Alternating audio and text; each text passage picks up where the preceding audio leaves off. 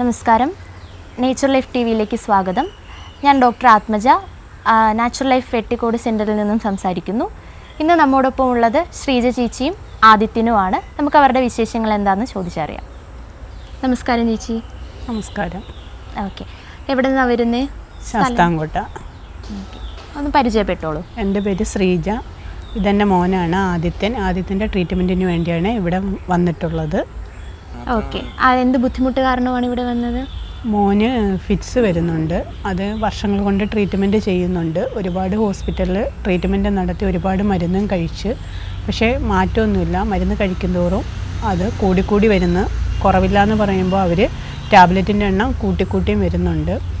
അപ്പം ഇവനെ പഠിപ്പിക്കുന്ന ടീച്ചറാണ് ഇവിടത്തെക്കുറിച്ച് പറഞ്ഞത്. പക്ഷേ അന്ന് നമ്മൾ വരാൻ പറ്റിയില്ല. ഓരോരുത്തർ ഇത് പറയുമ്പം നമ്മളോട് ഇത് കഴിച്ചാൽ വിശ്വാസമില്ല, മരുന്ന് കഴിച്ചാൽ മാറാത്തത് ഇതുകൊണ്ട് മാറുമെന്നൊക്കെ ചോദിച്ച് അങ്ങനെ മാറി നിന്നതാണ്. ഇപ്പോൾ പക്ഷെ മരുന്ന് കഴിച്ചിട്ട് മാറാഞ്ഞ് ലാസ്റ്റ് ഒരു പ്രതീക്ഷയോടെ പോരുന്നതാണ് ഞങ്ങളിവിടെ.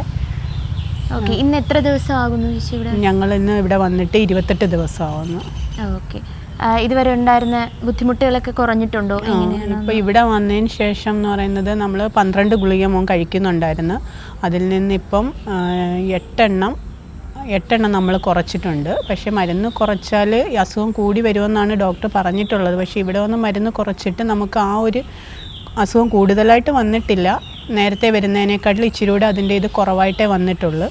ഇപ്പോൾ അങ്ങനെ 4 ഗുളിക മാത്രമേ കഴിക്കാനുള്ളൂ 12 എണ്ണത്തിൽ. പിന്നെ വരുമ്പോൾ കൈക്ക് നല്ല വിറയിൽ, നടക്കുമ്പം വീഴാൻ പോകുന്ന ഒരവസ്ഥയൊക്കെ ഉണ്ടായിരുന്നു. അതിൽ നിന്നൊക്കെ ഒത്തിരി മാറ്റം വന്നിട്ടുണ്ട്. ഓക്കെ, അപ്പോൾ ഈ ഒരു രീതിയിലോട്ട് വിശ്വാസം വന്നു തുടങ്ങിയിട്ടുണ്ട്? വിശ്വാസമുണ്ട്.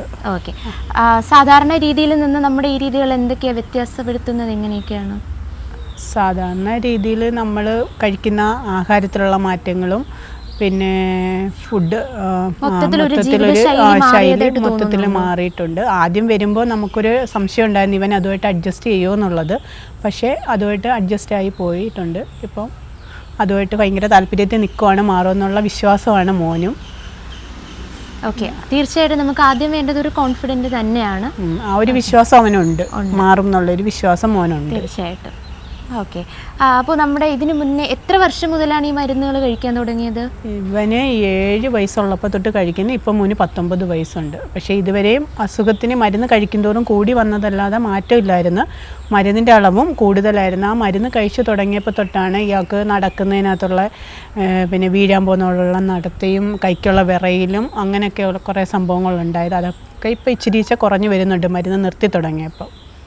ഓക്കെ, ബാക്കി വിശേഷങ്ങൾ നമുക്ക് ആദിത്യനോട് ചോദിക്കാം. ഇത്രയും ദിവസം നമ്മുടെ കൂടെ ഉണ്ടായിരുന്ന അനുഭവങ്ങൾ എന്തൊക്കെയാണെന്ന് പങ്കുവെക്കാം. ഞാൻ ആദ്യമേ ഇവിടെ വന്നപ്പം എനിക്കിതൊന്നും ഇഷ്ടപ്പെട്ടാണ്. പിന്നെ ആദ്യമേ ഒക്കെ ഒത്തിരി വട്ടം വീട്ടിൽ ഇരിക്കുമ്പോൾ ഒത്തിരി വട്ടം വയ്യാഴി വഴിയൊക്കെ ചെയ്യാം. പക്ഷേ ഇവിടെ ഇന്ന് മരുന്നില്ലാതെ ഇതൊക്കെ ഫുഡൊക്കെ തിന്നുമ്പോൾ അത്ര വയ്യാഴികയില്ല. വല്ലപ്പോഴും ഒക്കെ വയ്യാതെ വരികയും ചെയ്യും. ഇപ്പോഴത്തെ ആദ്യമേ ഇവിടുത്തെ ഫുഡൊന്നും പിടിച്ചില്ല. പിന്നെ അതൊക്കെ ഓക്കെ ആയി. വിറയലിന്റെ കാര്യമൊക്കെ എങ്ങനെയായിരുന്നു? കൈവിറയൽ ആദ്യമേ നടക്കുമ്പോൾ കാല് വീഴാൻ പോകുന്നോട്ട് കാല് രണ്ടും ഇംബാലൻസ് ഇല്ലായിരുന്നു. പിന്നെ ഇപ്പൊ കുഴപ്പമില്ല, നടക്കുന്നതിനും ഓടുന്നതിനും ഇപ്പൊ ഒരു കുഴപ്പവും ഇല്ല. മറ്റേ സംസാരിക്കുമ്പോൾ വെക്കായിരുന്നു സംസാരിക്കുന്നത്. ഇപ്പൊ വേദനകൾ എങ്ങനെ വ്യത്യാസമുണ്ടോ? ഇപ്പൊ മുട്ടിന് കുഴപ്പമില്ല. മറ്റേ മുട്ടിനും തലയ്ക്ക് പുറയ്ക്ക് ഭയങ്കര വേദനയായിരുന്നു. അതൊന്നും ഇപ്പൊ ഇല്ല. ഓക്കെ, ശരീരത്തിന് ചൂടൊക്കെ ഒന്ന് കുറഞ്ഞതായിട്ട് തോന്നുന്നുണ്ടോ? ആദ്യമേ ഒക്കെ വെള്ളത്തിൽ കിടക്കുമ്പോൾ ചൂടായിരുന്നു. പിന്നെ ഇപ്പം ചൂടും ഒന്നുമില്ല. ഇല്ല. ഓക്കെ, നമ്മുടെ ഈ രീതികളെല്ലാം പൊരുത്തപ്പെട്ടു പോകുന്നുണ്ട്.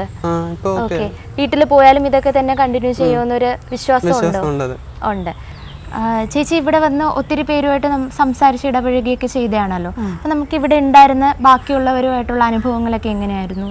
നമ്മൾ ഇവിടെ വന്നതിന് ശേഷം ഗാദറിങ് സമയത്ത് നമ്മൾ ഒരുപാട് പേരെ പരിചയപ്പെട്ടു. അവരുടെ അനുഭവങ്ങളൊക്കെ പറയുമ്പോൾ അവർക്കൊക്കെ നല്ല മാറ്റങ്ങളുള്ളതായിട്ട് പറഞ്ഞു. പിന്നെ ഞങ്ങൾ ഫസ്റ്റ് ഇവിടെ വന്നപ്പോൾ ധന്യ എന്ന് പറയുന്നൊരു കുട്ടിയെ പരിചയപ്പെട്ടായിരുന്നു. അത് മോൻ്റെ കണക്ക് ഫിറ്റ്സ് വരുന്നൊരു കുട്ടിയായിരുന്നു, മറിഞ്ഞു വീഴുന്നത്. അവൾക്ക് നല്ലപോലെ മാറ്റം ഉണ്ടെന്ന് പറഞ്ഞ് മരുന്ന് നിർത്തിയതിന് ശേഷം ആ ഒരു വിശ്വാസവും കൂടെ എടുത്താണ് ഞങ്ങൾ മോനെയായിട്ട് ഇവിടെ വന്നത് തന്നെ.